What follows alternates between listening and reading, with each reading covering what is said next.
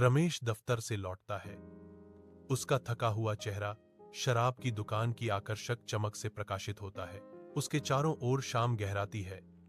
दुकान की रोशनी एक सायरन के आह्वान की तरह इशारा करती है। वह अपनी जेब से पैसे निकालता है। उसकी उंगलियां एक दिखाई देने वाली कांपन के साथ उसके अंदरूनी अशांति को उजागर करती हैं। उसके भीतर एक मौन लड़ाई चल रही है। प्रलोभन उसे चमकदार रोशनी वाले दरवाजे की ओर खींच रहा है। रमेश की पत्नी और मां उत्सुकता से इंतजार कर रही हैं। उनके चेहरे धुंधले कमरे में चिंता से उकेरे हुए हैं। सबसे छोटा बेटा दरवाजे को घूरता है।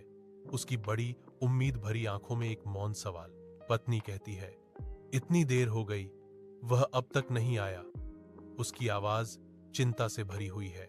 शायद आज फिर देर हो जाएगी। मां आह भरती है। उसके शब्द एक परिचित दुहक को चित्रित करते हैं। शाम उतरती है जब रमेश शराब की दुकान के सामने रुकता है, जो धुंधली रोशनी के खिलाफ एक अकेला व्यक्ति है। उसकी आंखें फैल जाती हैं जब वह अपने बेटे को सड़क के किनारे उदास बैठा देखता है, स्कूल बैग उसके बगल में। रमेश आगे बढ़ता है। उसकी आवाज आश्चर्य और चिंता से भरी हुई है।